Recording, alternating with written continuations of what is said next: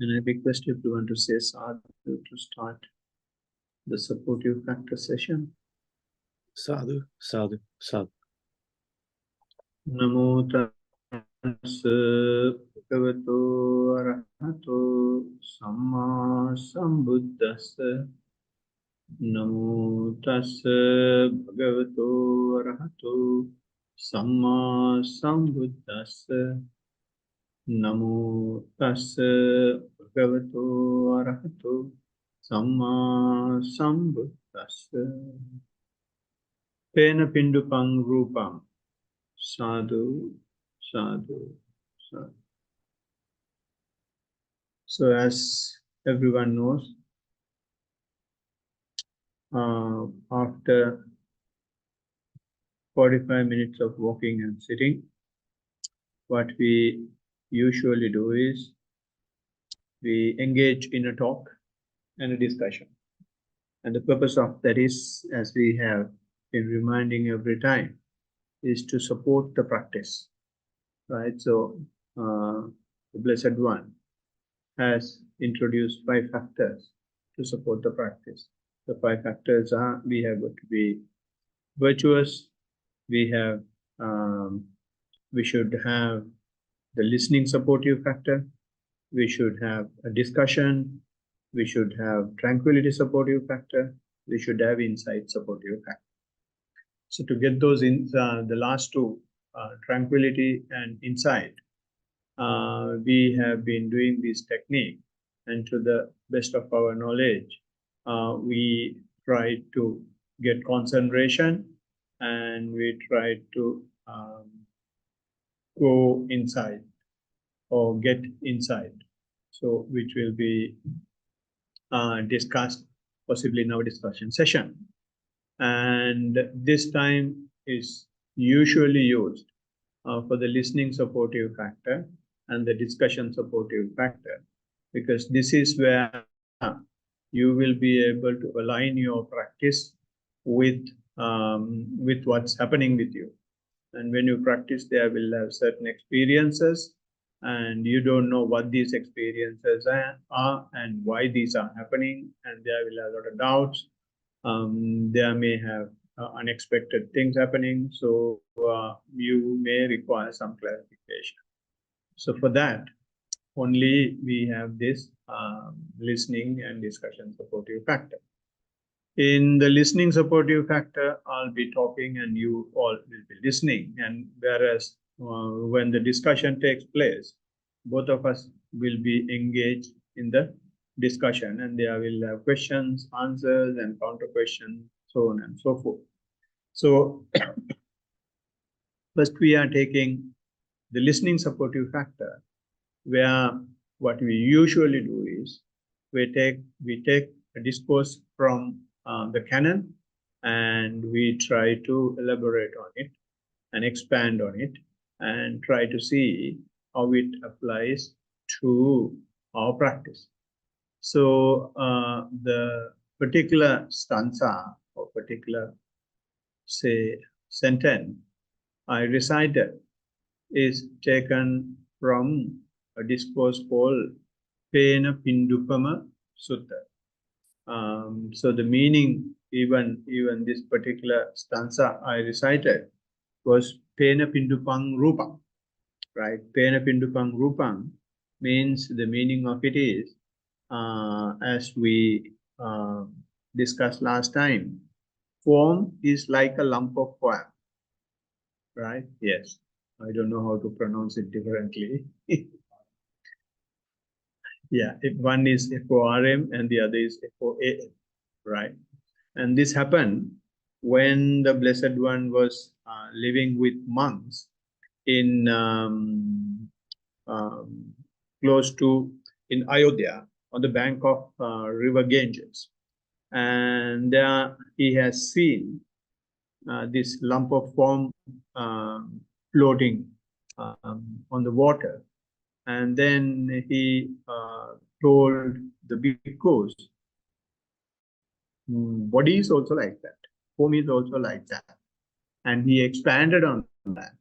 And he said, if someone gets close to that form.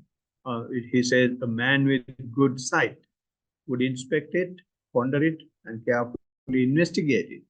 And it would appear to him to be void, hollow, and insubstantial. And in the same way, he says, if the bhikkhus do the same thing, so far as our physical process is concerned, our body is concerned, if you ponder it and if you investigate it and if you closely observe it, then you will see that as well, void, hollow, and insubstantial, right? And then, although the Buddha says like this, who is going to accept? Was what we discussed last time. Yes, Buddha is saying, and for some of us, just because of our faith, we will say yes sir, 3 bags full. But most of us are not. When we look at the society, it doesn't seem so, and that is what we discussed last time. The way we live, we are looking after form as much as possible. Our physical process as much as possible. We need heaters, we need air conditioners, we need, all proof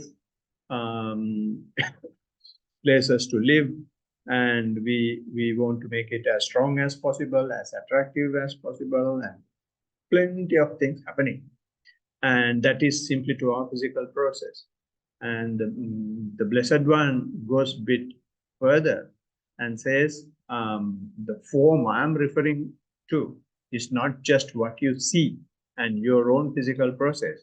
It may be what you hear is also sort of a form, and what you taste is also sort of a form, and anything that that you can have contact with the 5 senses are form. Of course, there are 6, but mainly the physical ones are 5, and with those 5 senses, they are form for me. Right? So it's taking a huge range, and also when we take that way, by looking at the systems we have, by the way we live, and everything is focusing on the advancement of form. And we say development is as much as possible, high rises, and destroy everything else and build your economy is the slogan, right? So GDP, when the GDP is high, when the per capita income is high, that's a developed country, right? So that all these are based on form. So although Buddha says like that, when you go to the outside world, and not only outside world, even in temple, we see the building of form has become the norm. To reasonable man, a rational man would ask the question, oh, the Buddha says this, who is following it? But there are few of us here, and there is about 6 in Zoom, and 4 of us are here, and 10 of us are, just taking the challenge and trying to see, is it really void? Is it really hollow? Is it really insubstantial? And we discussed last time that not we just started it, even long time ago, many people have tried this. And the technique that Buddha has introduced to penetrate into this, he says, carefully investigate it, carefully ponder it, carefully inspect it. So we need a tool for it. The tool that he has introduced for that is this right here, right now of yourself, right? Choiceless awareness of right here, right now of yourself. So that's a very sharp tool. Why it is so sharp is because if it is not here, our attention will be all over the universe. So it's so broad. And if it is not now, our attention will be in the past or the future, right?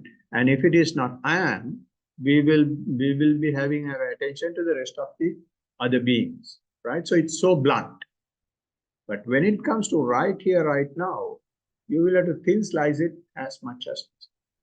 So when you do that, your attention becomes, your awareness becomes, you yourself become so sharp because you are thin slicing time as well as space, right? So,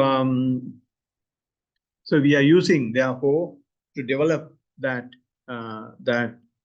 technique of mindfulness, this walking and sitting. And although we do walking and sitting and day-to-day activities, and in the discourse, Co-Foundations of Mindfulness discourse, we discussed there are 14 techniques. There are 14 techniques given, and we are not taking all those techniques, but we simply take the technique that we are using to see whether this is really void, hollow, and insubstantial. So, say for example, that is where we stopped last time. When we take walking, for example, right? So, since there are few newcomers, in walking, what we do is we select a path to walk, and in that path, we should be able to take minimum 25, maximum of 35 or 40, right? So, if the minimum is not available, you can live with whatever you have. There is no hard and fast rule. And that flow should be flat. Flow should be straight line as much as possible. And it should not be an evening walk. It should not be when you go on an evening walk, you can be mindful, but you don't substitute your walking mindfulness time to the evening walk, right? Or when you go to the bus, or when you come from the bus, or when you come from the train station. I'm not asking you not to be mindful. You can be mindful, but don't substitute, right? So when you select the path in that manner and hold your hand by the side, or in front folded or back folded, and why you do that is because we are trying to bring our attention to the lower part of the body. So if you swing the arms, your attention will come to the upper part of the body as well. So to avoid that, you hold your hand intact in whatever comfortable position. And then what you do is you don't look all around. You cast your eyes about meter or meter and a half or 2 meters ahead of you. You don't see the infinity. You don't see your foot as well, right?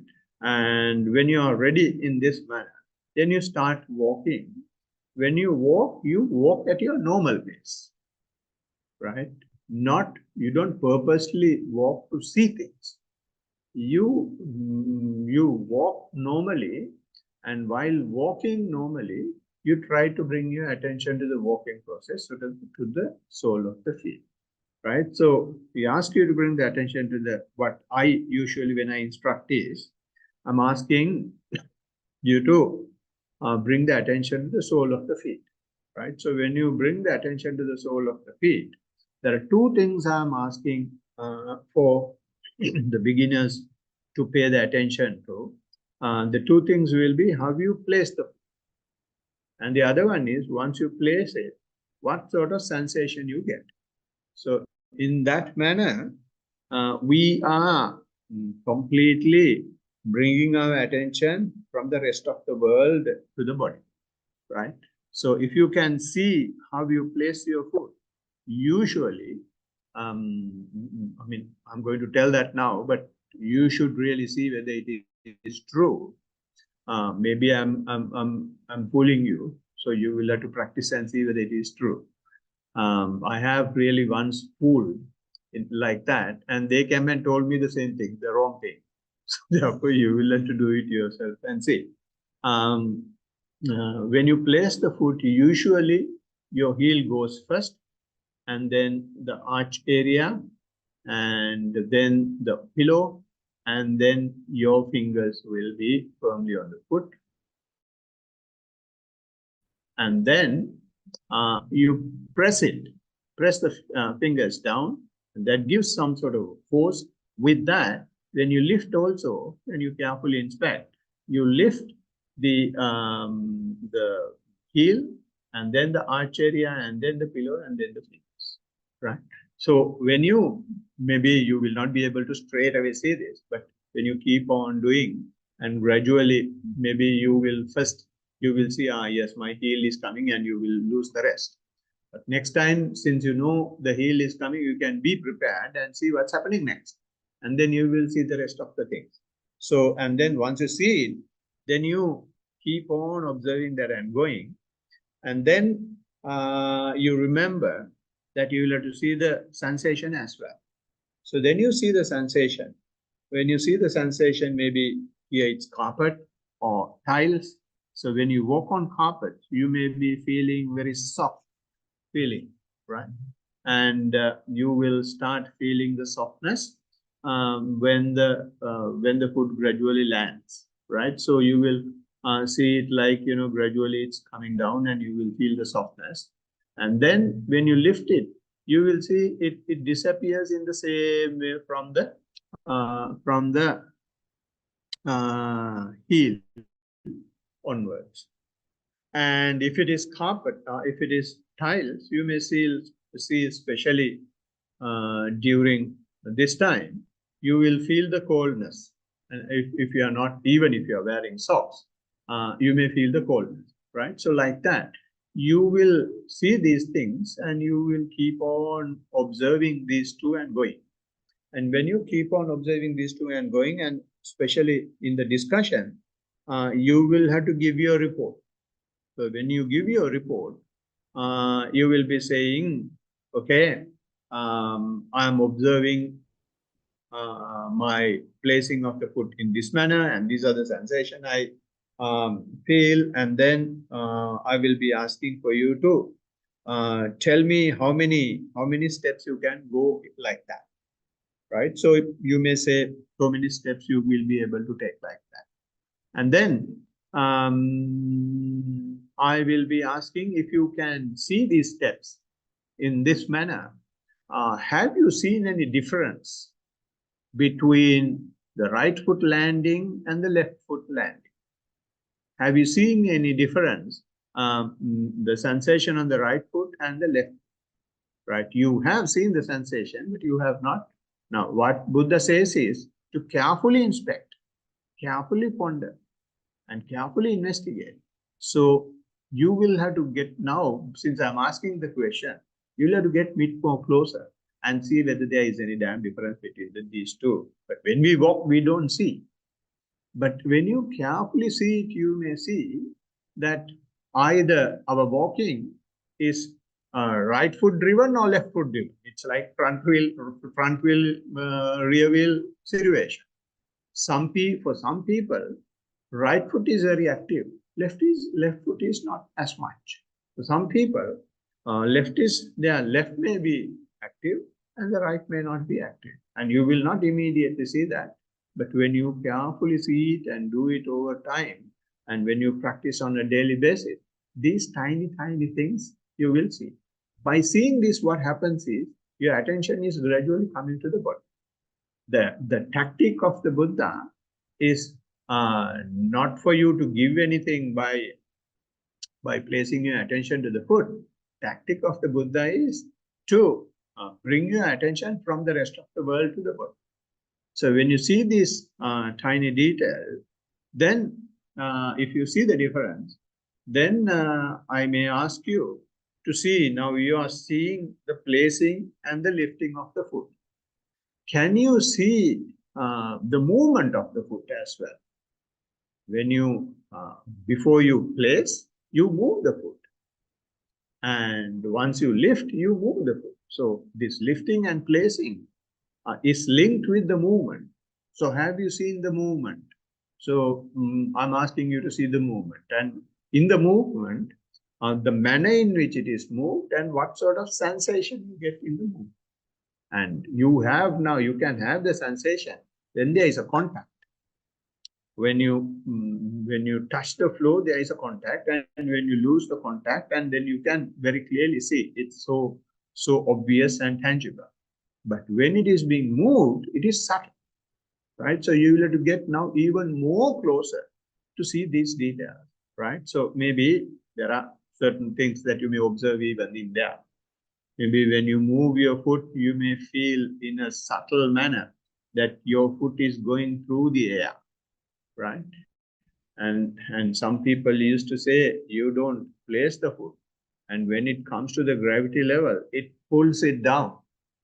When you are really observing it without getting involved in the walking, and you see it is, you don't keep it, and just the leg is pulled down by the air, right? So you may see these tiny things, and now you are in this manner, you are getting more and more close to the body.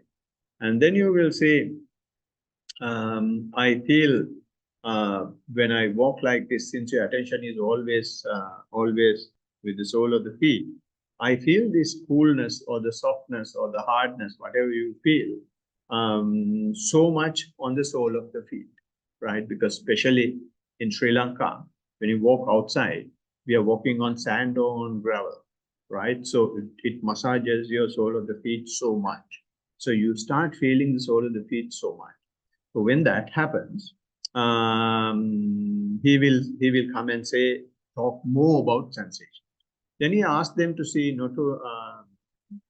whether these sensations are felt only on the sole of the feet, or whether you feel it even in the upper foot. Whether you can feel it more now, especially, say for example, when you place the foot on the tiles, you feel the coldness. When you feel the coldness, do you feel only on the sole of the feet? If you carefully see, is there any absorption into the upper layer of the body? And you start seeing that now, whether you feel it, not just the sole of the feet, whether you feel it upward. And sometimes it is not necessary for some people to say that. And they straight away report when they provide the report. I feel it in this manner, right? So that depends on how close you get to the thing that is happening. So when you try to bring the attention in this manner to the other layers or up bit upward on the foot, then you may see even the joints. You may feel even the calves. You may feel even the knees. You may feel even the thighs. You may feel all these are doing some contribution to your walking process, right? It is not just the sole of the feet, and everything else is involved.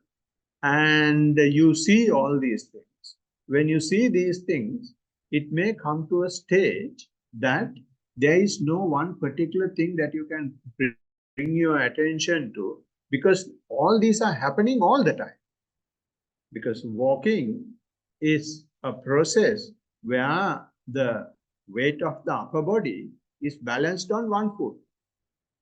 For that to be done, lot is happening, right? So if you really investigate and if you very carefully into it, you start seeing these things, and you just keep on walking and let whatever happens happen. You don't try to, now since you have seen it, you are not trying to go into minute details. It's already gone. You don't try to poke your fingers in there. And when you keep on doing that, you see you are unable now either to observe placing or lifting, because when one leg is placed, the other is already lifting. So you see both are happening now. When one is being firmly placed, other is on the move, right? So therefore you don't try to put your 2 cents. You don't try to poke your fingers. You let the process happen.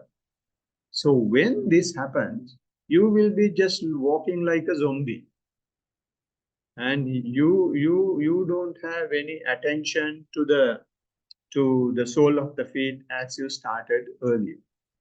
And sometimes you may have to be very careful. You lose your walking and you may start swaying. You may get thrown away to one side, right? And like that, some funny things may be happening. So why are these happening? Is because since you have now gone into the body, you have moved away from the walking process. You are allowing, since you are doing an observation only, since you are allowing the natural walk to happen, and you start seeing it only. You don't intentionally walk each and every time. Walking is happening and you have just become an observer. So when this happens, is it really, I am walking? A question might come to you, right? Or you may feel, is there someone really walking here?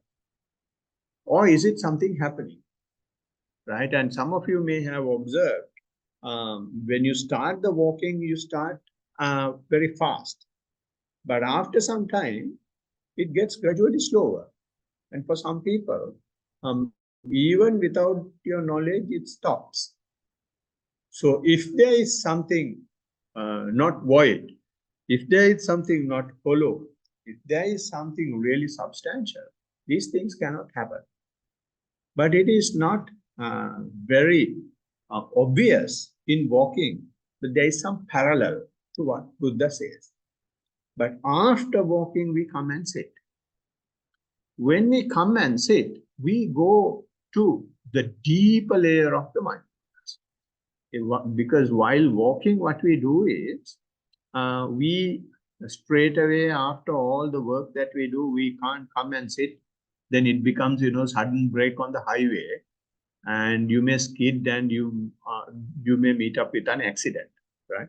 So therefore, what we do is, we slow down and take a slow exit. That is what the walking is doing, right? So once you have taken the slow exit, and then when you are ready to sit after 45 minutes, it is not necessary for all of you to do 45 minutes when you do it on a daily basis at home. If you can do it, good. And that is recommended as well. And you can do even 1 hour. That's even better. But since if you are beginners, you can just do 15 minutes walking, 15 minutes sitting, and try to increase it every month or every 2 months by 5 minutes, right? So in that manner, you can gradually improve. So what I want to come back to is, after walking, then we try to see the intense mindfulness. The walking is not intense. It is semi-intense mindfulness technique. In the intense mindfulness technique, which is sitting, we close our eyes, no disturbances. We bring our attention to the breath. When we bring our attention to the breath, what happens is, initially when you start, if I take an ideal situation, maybe you have had few instances like that. Your attention will come to the breath, right? There may have thoughts, there may have all sounds and etc. But after some time, you may see at least one breath. So when you see the breath, you may see that breath is a bit longer. And when you keep on observing this longer breath, after sometimes it will become a bit shallow. And then you let it happen. And then just keep observing that shallow breath. And then it will come to a point that it becomes very fine, right? So just let it happen. You just keep observing it. So when you keep observing that fine breath, breath has become finer. And at the same time, your mindfulness has become sharper as well. In order to see that fine breath, you cannot have gross mindfulness. You should have very sharp attention, very sharp observation. So in this sharp observation, what happens is, your attention is now with the breath. Breath is going into your body and coming out of your body. So your mind is now in the body, right? So when your mind is in the body, this breath becomes subtler, and it goes to subtlest. And it will come to a point very subtle and you don't feel it. But instead, you feel the whole body. It may come to a situation, I'm telling these things to someone who has practiced for some time, just to bring the point of the sutta that we have selected. So if you feel the whole body, you may feel the whole body in different way. And maybe you may feel it very warm, or for some people, they may feel it very cold. For some people, they may feel it very stiff. For some people, they may feel it very soft and light. And for some people, they may feel vibrations in the body, right? So in this manner, you may feel your body. So now, if you feel these things, a big question comes into the picture. The question that comes into the picture is, what happened to your body? What happened to your breath? What happened to so-called head? What happened to so-called hand? What happened to so-called trunk? What happened to so-called leg?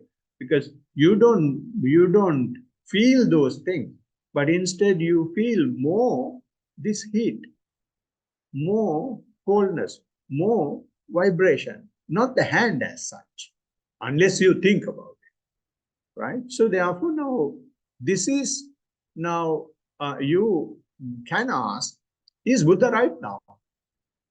That's the experiment we are doing. So if there has been really something called hand, or something called trunk, something called head, those cannot change.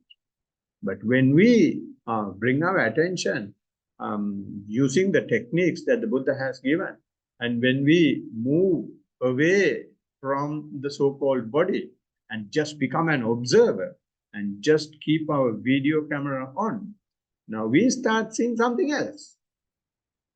And that something else is not what we were thinking, right?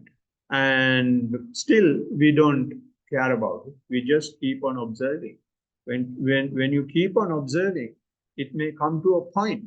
For some people, again, I'm repeating, for an experienced meditator, they may come to a state that they don't feel their body at all. You will be simply sitting, but you don't feel your body unless you feel a particular place. If you think, where is my leg? Then you will feel your leg. If you think, where are my hands? Then you will feel your hand. Is my head there? Then you will feel your head. Otherwise, unless you think, you may not feel your body. You can simply keep sitting for hours. Right? So it comes to that point. So this is, again, when this happens, it gives some evidence that the Blessed One, what the Blessed One says is right. But in the suttas, what it says is it goes even a bit further and says, when you don't feel the body in this manner, you can't come into a conclusion and say it is void, it is hollow, it is insubstantial, because you don't feel it at all, right? And then the teachers will ask, doesn't matter. We just keep observing, keep observing, keep observing. When you keep observing in this manner, after some time, you may feel, I'm just taking ideal scenarios in this explanation, I'm completely taking away the disturbances that may come, like thoughts. There may have aches and pains. There may have sound disturbances. I'm taking all those out of the equation. And if everything goes smoothly, and you may feel, although you don't feel the body, but once in a while you remember head, and then you feel the head. Once in a while you remember the leg, you feel the leg, and hands also, hands, so on and so forth. And this process keeps continuing. And initially you were able to sit for a long time without feeling. And then you start feeling things, and you start things to appear, right? So then this process gets speeded up. And every time you see things and it appears, every time you remember something else, then it appears and it intensifies. Once it intensifies, you still keep your attention in the body. And then you start seeing, because of this intensity of appearance and disappearance of the things that you feel, the entire body is like appearing and disappearing. You may feel the body is like, what's the best example? Have you seen, definitely you have seen, water falling on a pond? When the water is falling on a pond, in a pond, the bubbles pops up, right? Or you may have seen analog TVs. In analog TVs, when you just turn on, and then there are no pictures, there will have bubbles appearing and disappearing, appearing and disappearing. Or if you see any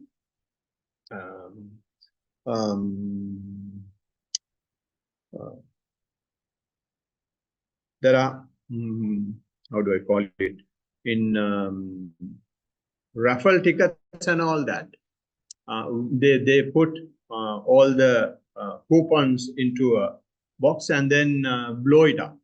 So then everything starts jumping up and down, right?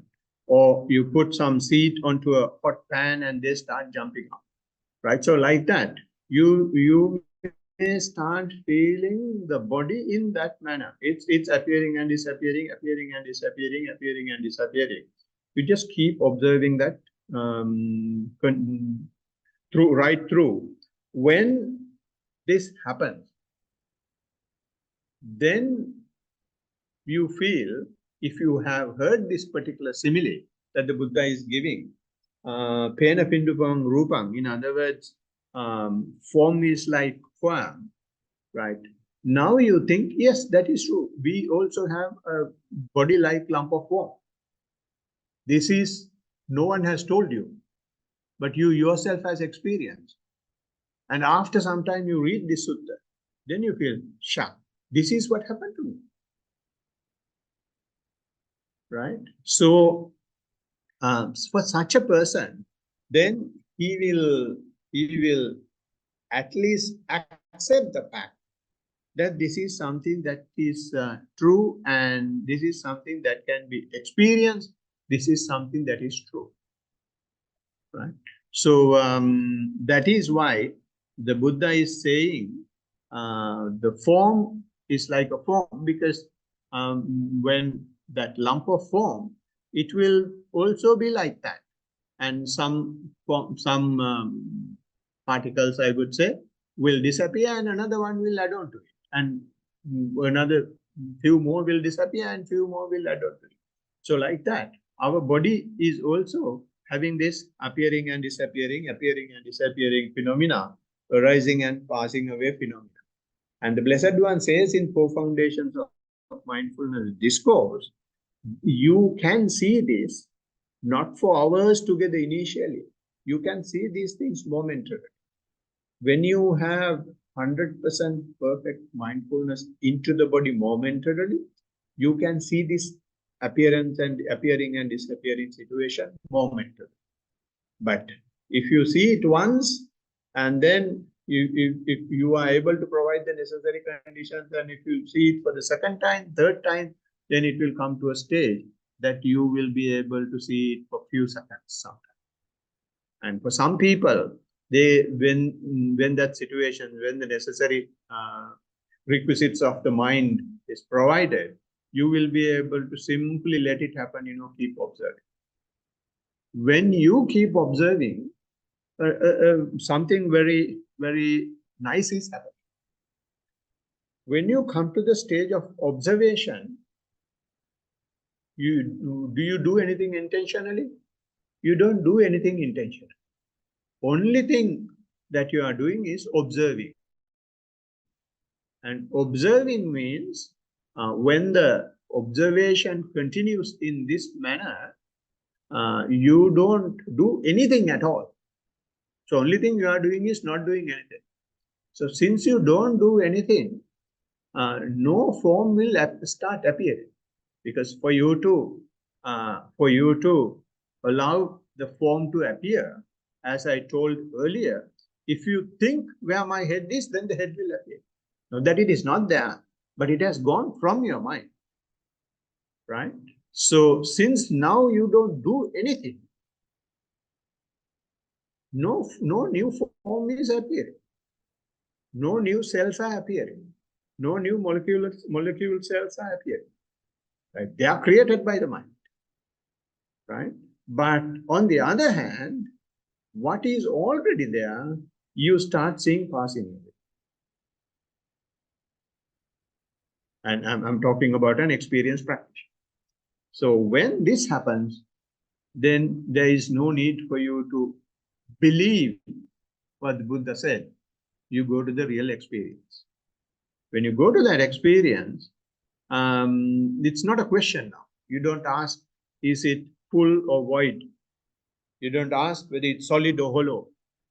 You don't ask the question whether it's substantial or insubstantial. You have seen it for yourself.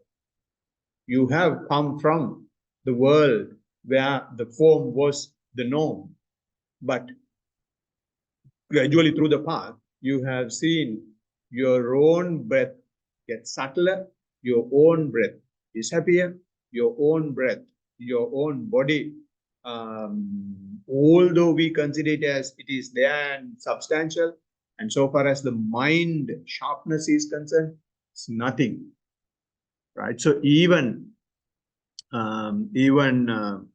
in physics, I have heard matter is so little. It's less than 4%, and even of that 4%, majority is antimatter, and the real matter is very, very insubstantial, and non-matter is so much. Just look at our world, from the earth, from the floor. If you look at the sky, see, it's just nothing. Nothing is so much,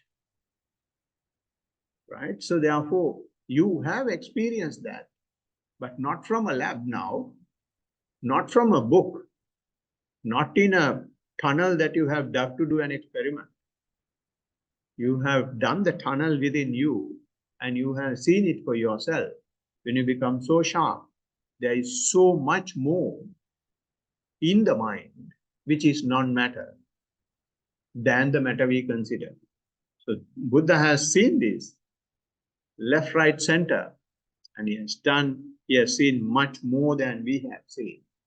And he has said once, he has taken a few leaves from the jungle and asked, is the amount of leaves I have in my hand is more, or the leaves in the jungle is more? Then bhikkhus have answered, no, leaves in the jungle is more. And that is my knowledge, he has mentioned. For you to enlighten, what I have in my hand is more than enough. And that is what he has given in 4 foundations of mindfulness. And even go to the 4 foundations of mindfulness, there is no need for us to read the entire canon. There is no need for us to learn Pali. There is no need for us to learn Abhidhamma or the higher Dhamma.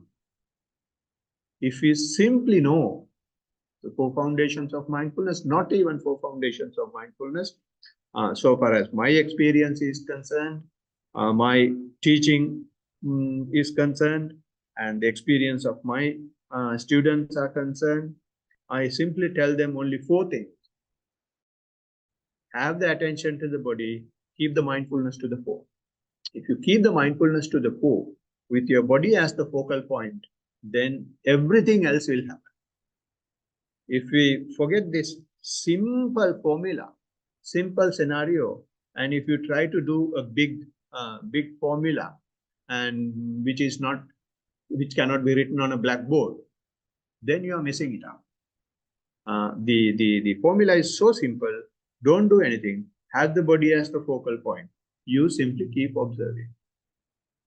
Right. So when you keep observing, you will go through this process. Of course, not overnight. Of course, not overnight.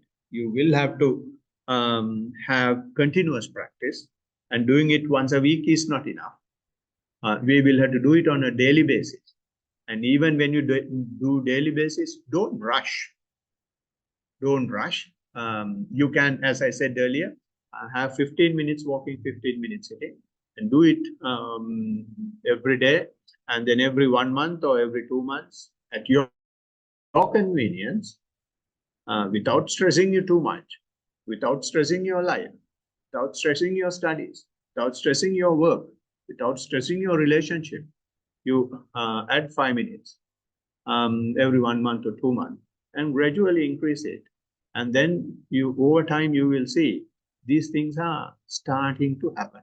Of course, most of the things that you have said now, that I have said now, you may not understand. But if you listen to this after 6 months, you will understand 1,000 times better. If you listen to this after 1 year, you will understand even better.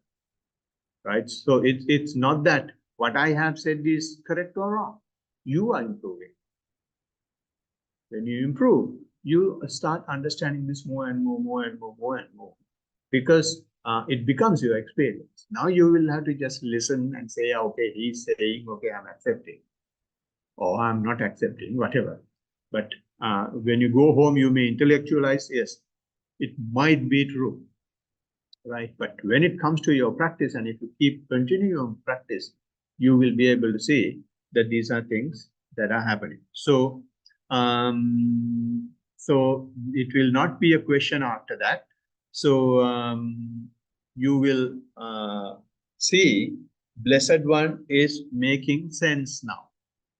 And it is not something that he is making up for himself, and he's not bringing anything out of the blue.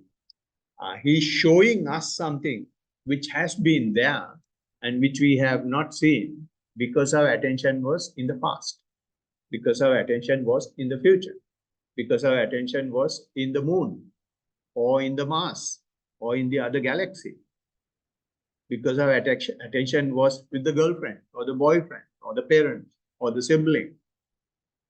But when you bring the attention to now, here, to yourself, then, as I said earlier, we are thin slicing the space dimension. We are thin slicing the time dimension. And when you thin slice that, you thin slice yourself. We exist only in that intersection. Time and space dimension intersection, we exist. And when you thin slice that, and of course, when you come to that point, there is nothing to thin slice. And that never stops for us, especially the time. So what we will have to simply do is to make that, to match that, to catch that properly. So as soon as you catch that, you will have to simply let the flow go, and you will have to simply go to the observatory and keep observing. Right. So when you keep observing, the mindfulness continues. Now you are not mindful. You are allowing the continuation of mindfulness. We call it sati, sampajano sati. So when that happens, when things happening, when you allow it, then you start seeing this, and you will start, when you see that when you are not doing anything, only the disappearance is happening. We feel that where is me? If disappearance is happening continuously, and if you allow that to happen, it will come to a point that you will see a whole blast. So if that whole blast takes place, then there is nobody to know. It is not necessary for anyone to tell you that there is no self. You see it for yourself. Then if you can sharpen your attention to that level, then you are in Buddha's path. You are entering into the stream winner stage. So like that, Buddha has given a very, very clear path for us to go beyond the 6 senses, right? So when you go beyond 6 senses, everything you will see disappearing on. So long as we are with the six senses, so long as we want to satisfy our eye, we will be with something that we see. So long as we want to satisfy our ear, we will be with a sound or a taste. And you will have to come out of all that. Not forever, not forever, but when you do the experiment. To this Katamlong body, decaying body, this rubbish is necessary. But we can come out of those rubbish for few minutes, for few hours. And for people like us, we have come out of it for wholesale. We are sacrificing our lives to experiment this and to complete what we have experienced and experienced. Right? So, therefore, this is a technique where we come out of your six sense objects and see that there is nothing controlled by the six sense object. There is nothing called me who is holding on to this six sense object. And it is only the mind that has been holding. And therefore, it's just a view only. It is your wrong view was creating me. And therefore, you thought, I am there. And since I am there, everybody else is also there. But when you see that I am not there, nothing else is there. You see that for yourself from your own body. After that, your attitude completely changes. And it doesn't happen overnight. It gradually changes. When it comes to this, for some people, when this arising and passing away happen, they can't simply see that. For some people, they get vomitish. Some people, they get nausea. Some people, they get goosebumps, let alone simply observing the passing. And I'm not saying this is a walk in the park, but possible. It is possible only for a human being. And that is the preciousness of the human life. Other animals can't do it. They can't get this message. And for us, we can at least struggle and get there. And once you struggle, and if you really provide the necessary condition, sometimes it may not be a struggle as well.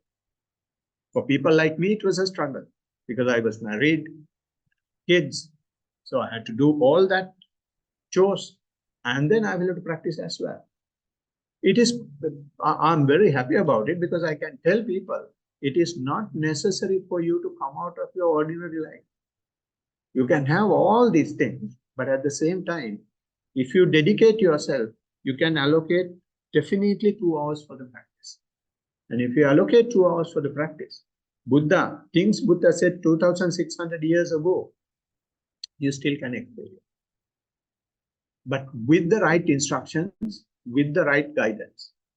There are a lot of guidance available, and most of the guidance are not talking about keeping the mindfulness to the fore. Keeping the mindfulness to the fore is the key, the only key. The Buddha himself said, this is the one and only way.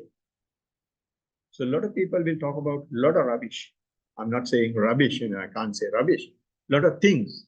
But the point, the main important thing is keeping the mindfulness to the fore.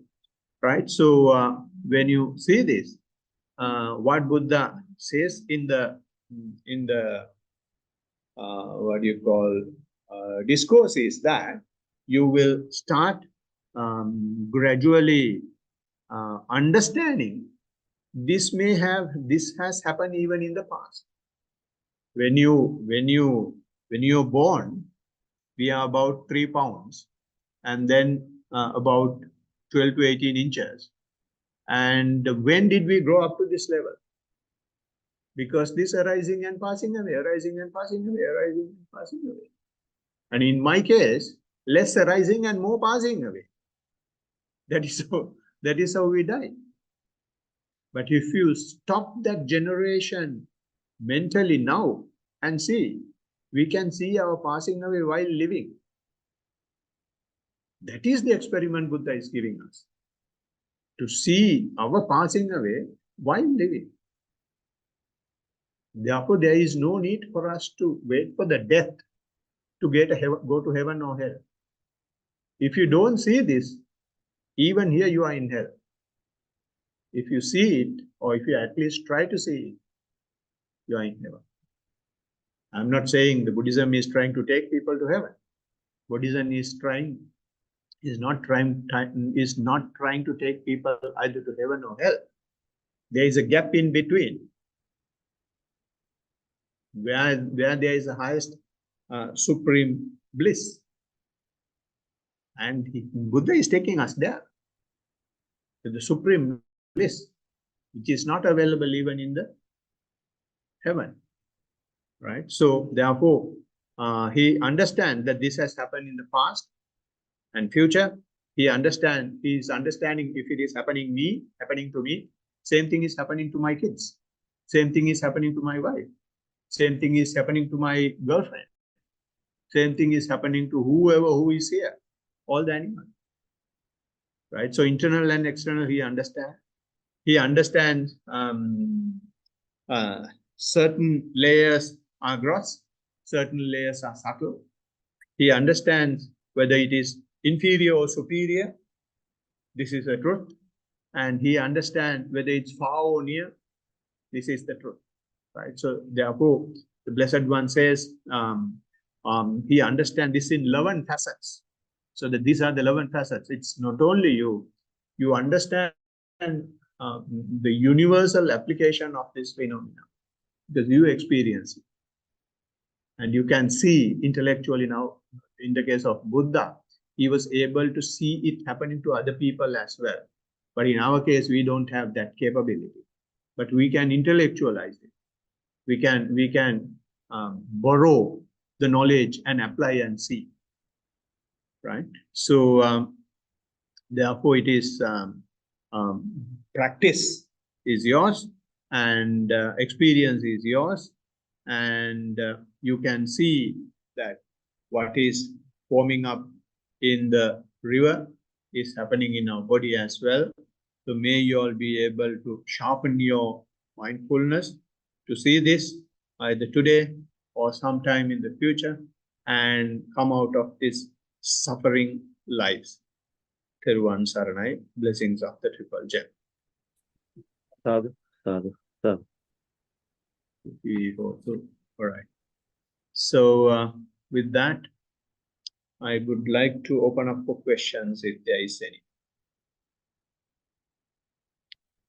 Questions or reports?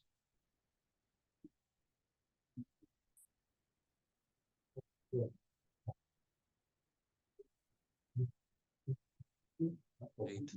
Yeah, You will have to hold it, otherwise can't hear. okay. Yeah, today's talk was very beneficial to me. Covering up the fundamentals of Buddhism in correlation with meditation. That's how I interpreted them. Yeah. Starting from the beginning, meditation wise. Yeah. When I was listening to your talk today, I felt, yep, we are going through the beginnings of walking meditations as well. Just like left foot, right foot, yep. Just slowly attach the foot on the ground and slowly detach the foot on the ground. Yep. And to project it into my experience, yes, I kind of achieve that. Sometimes like I lose balance, maybe because I'm aware of my posture, like wondering, questioning myself, is my posture proper at the moment? Yes, and that happens with what's the word? Yeah, myself losing balance. Like sometimes when I step to the next or turn, sometimes when I turn around, yes.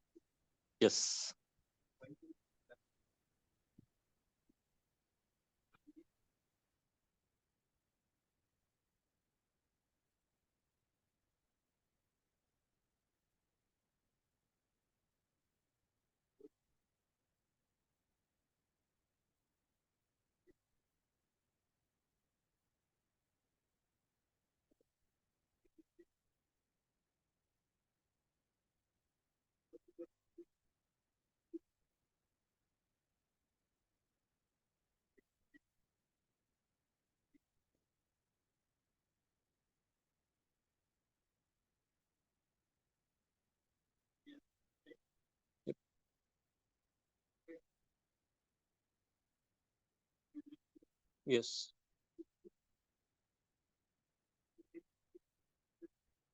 Yes.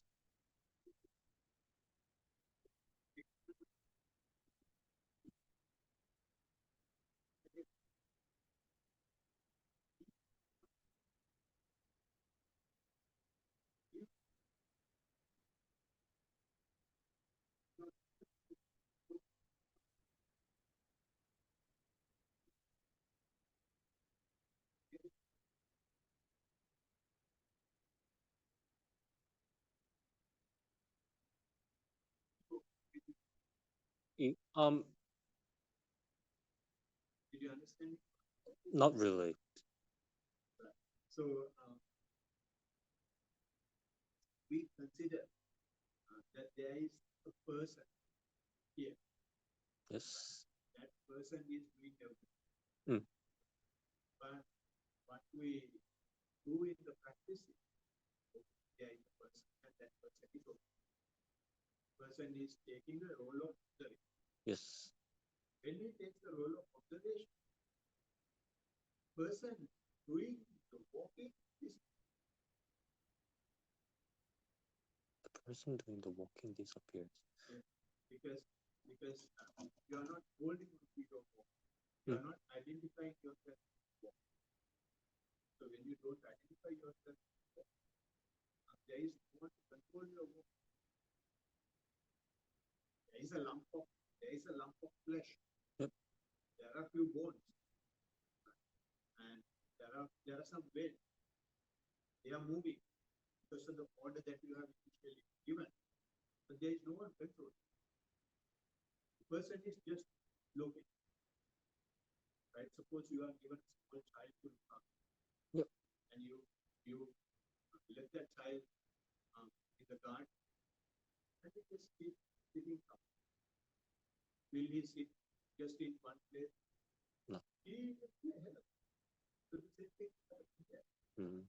Right? Initially, you were the guardian, and you were giving all orders. Step this, step that. Gradually move away from the ordering situation, B situation, I situation. You are observed. Let them moving. No one is good. No one is monitored. No one is regulated. Hell of a problem.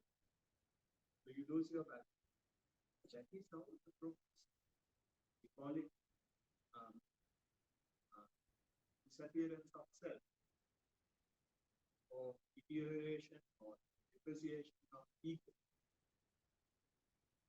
That's how it is. This is why we say it's going good. And see, you try to fix that. Yes. Don't try to do that. Just let it happen. Okay. Trying means we are training. We are trying to hold on. Just walk. Let anything happen. Just walk up. Okay. That Yep. way, Oh, that that's experience, this experience, you will find it. Little part will not come first. Little part will come by one next and the other. And that movement will gradually find over time. It makes sense? yes. Maybe you don't understand how, but your practice is going as it should go. So don't worry, keep doing. Thanks. And yeah, to move on to sitting meditation. Just you said start from 15 minutes and yep, add 5 minutes like every month. So far I do 30 minutes in one go. Yes, and it also kind of reminds me to extend the length of my meditation. Since yeah, at the beginning of this year, when I firstly started meditating, Steve was suggesting me to let's reach a goal of doing 30 minutes a day. And now I'm at that stage. And so far now, as we discussed before, it's a beginning step, isn't it? No, 30 minutes is not a beginning step. Now you have how many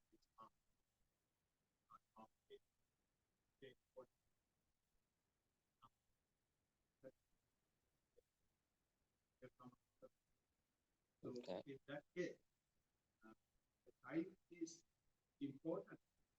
Time is important for you to give information. You sit for 30 minutes.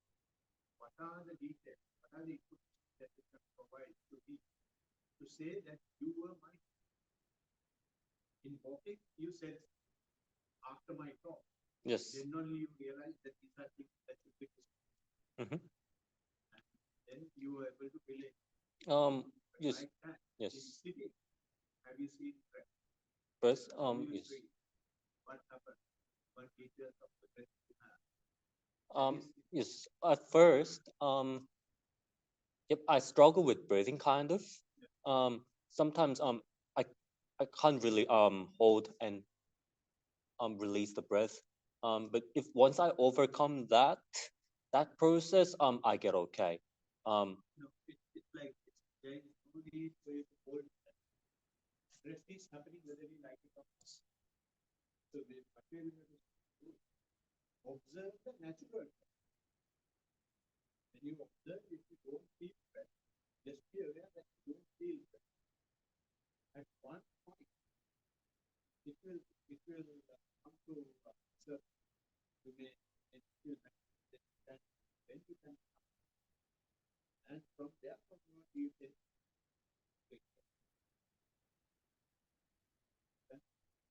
Yes. try to get information from the breath or breath, what happens to it over time. Then maybe. Yep. And posture wise, yep, I feel I shrink at some point, and I try to reposture myself again. That's what I observe. That's no problem. Yep. This stage, that's no problem. But yeah, we have the factor technique and need to know what we hope. Okay. Okay. That basis, I can.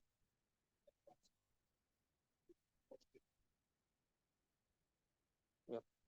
So it slowly, steadily looks into it. So keep up.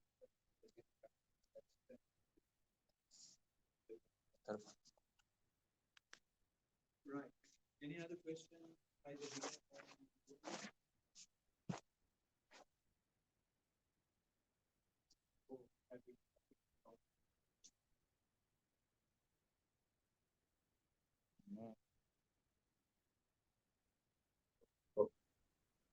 Did you all hear me? Unfortunately, I did not turn the mic on.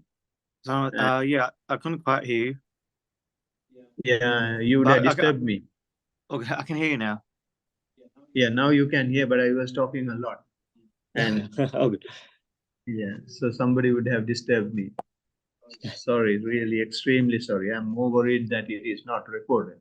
Right. Anyway, any questions here or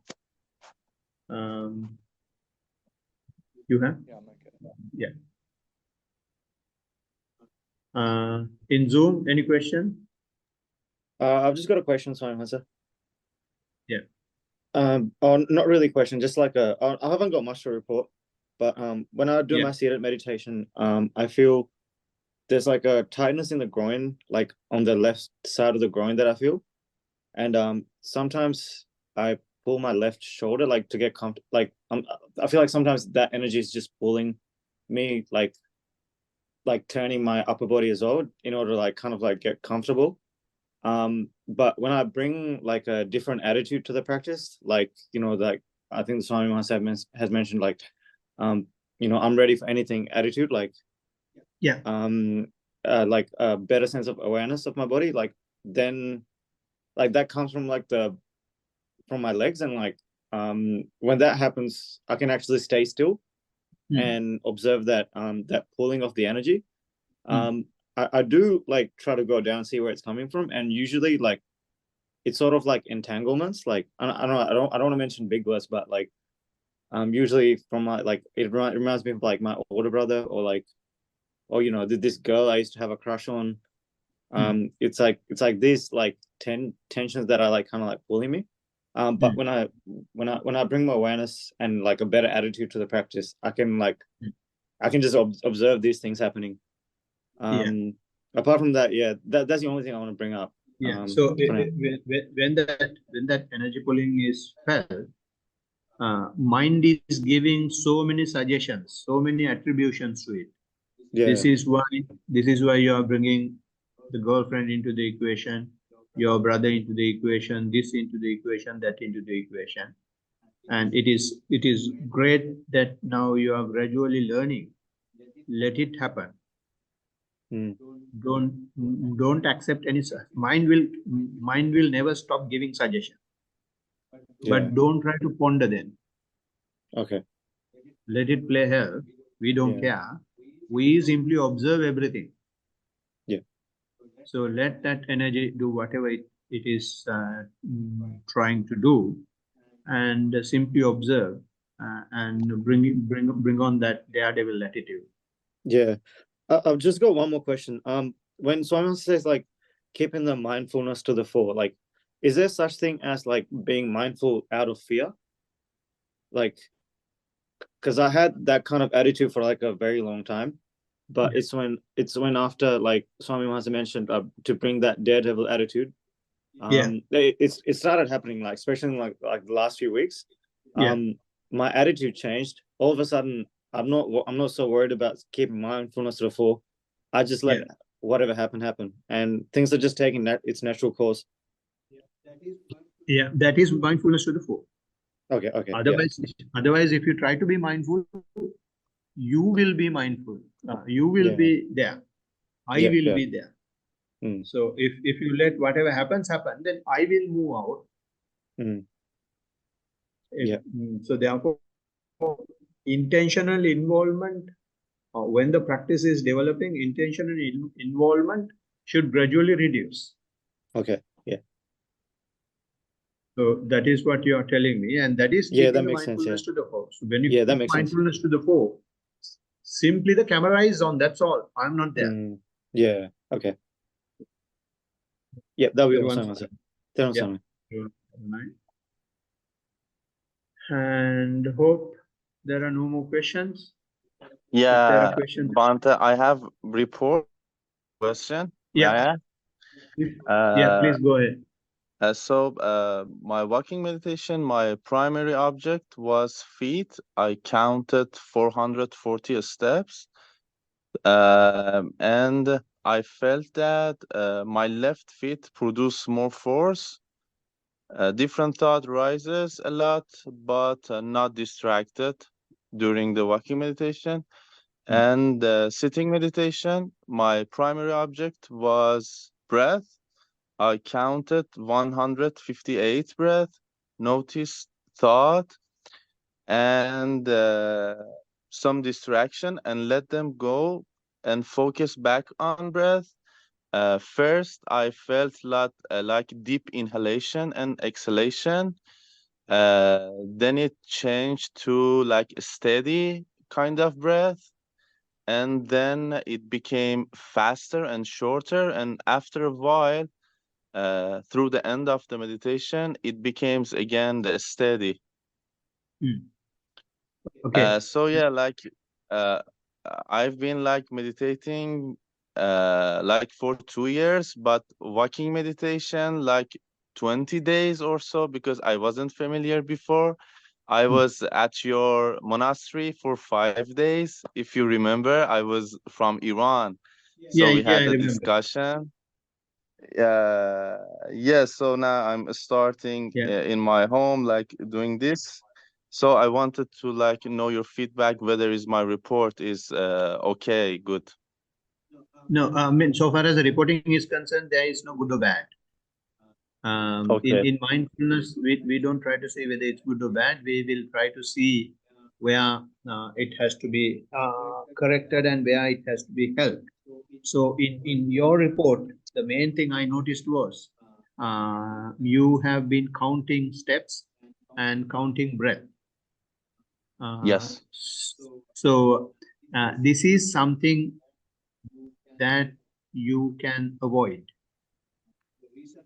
The reason why I'm saying is if you really bring your attention to counting, you don't, your attention will not go for the real experience.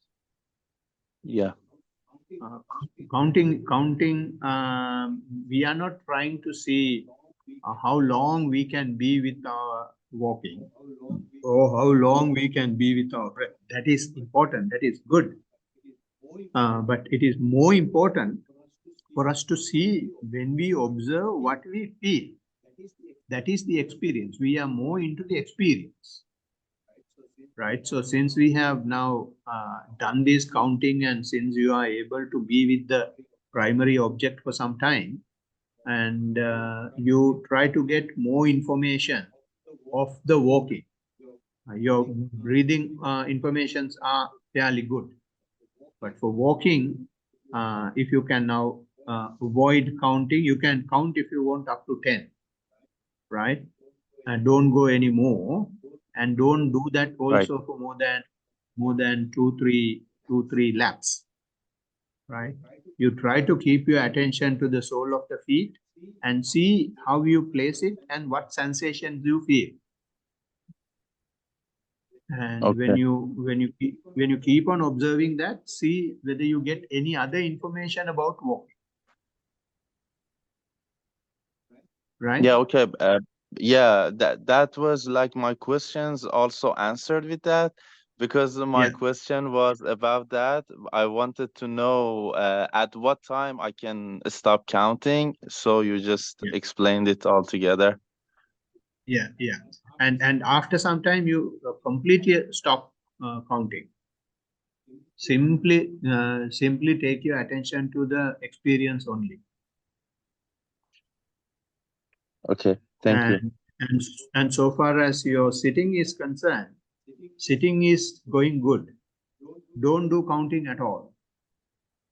Just sit and start observing this process, and you explain me a process now.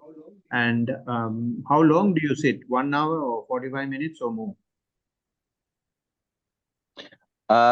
Right now about 30 minutes, but like 3 times a day.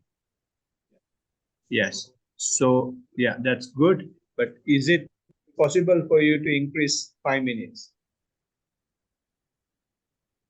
That's what I'm trying to do. Yeah. So if you can increase 5 minutes, because usually it has to go for 45 minutes or more, both walking and sitting. Then it gives good what do you call rotation.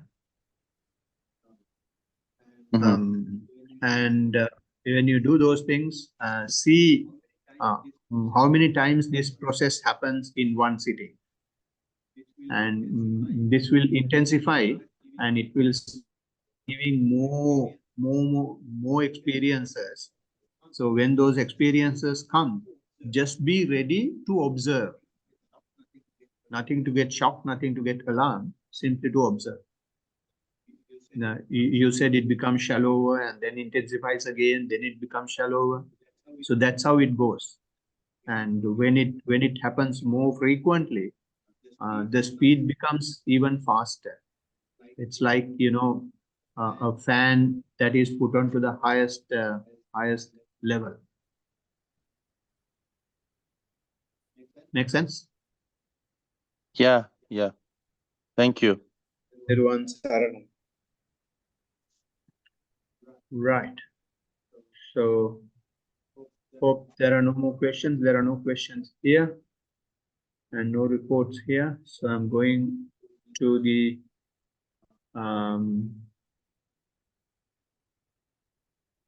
blessings. We can share the positive energies that we have generated through the session and through our day-to-day practice with the rest of the world, rest of the universe. So can I get Steve this time, please, to chant the stanzas? May all devas share this merit which we have thus accumulated for the acquisition of all kinds of happiness and prosperity. May all other beings share this merit which we have thus accumulated for the acquisition of all kinds of happiness and prosperity.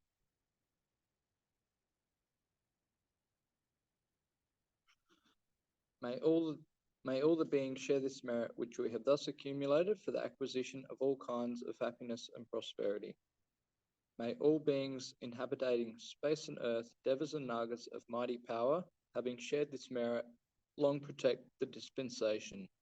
May all beings inhabiting space and earth, devas and nagas of mighty power, having shared this merit, long protect the teaching.